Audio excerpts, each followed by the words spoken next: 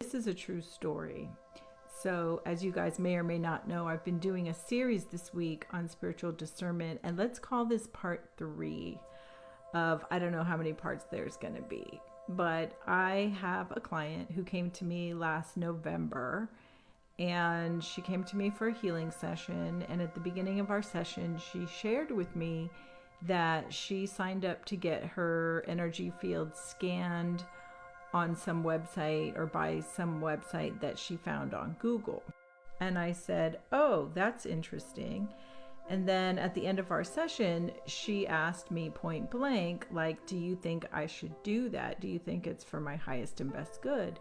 And so I dowsed and asked her higher self if it would be in her highest and best good. And I got the answer no.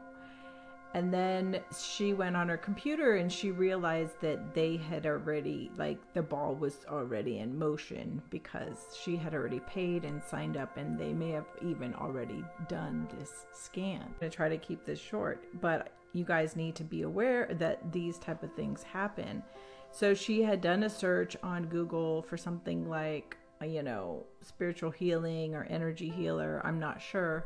Fast forward 2 months, she just reached out to me in a panic the other day because she's been experiencing a lot of negative physical symptoms since that scan. And I guess she went to 2 other readers to ask them, like, can you trace this back?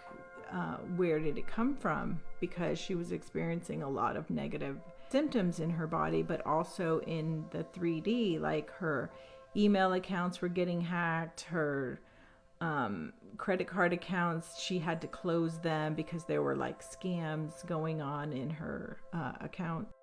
And some of her physical symptoms were things like headaches, constant pulling on her chakras, especially her heart chakra and her solar plexus, and even her crown chakra, tightness in the chest. She felt like she couldn't breathe half the time.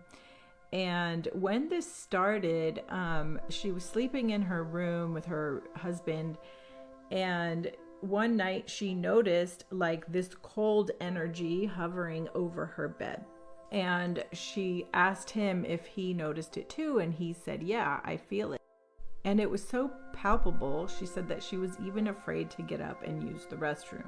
This went on for several nights, and she said she felt like something was siphoning off her energy. She said that there was even foul play down there, like a cold feeling, a cold sensation. Something was messing around with her where it should not have been messing around. The story continues in part 4.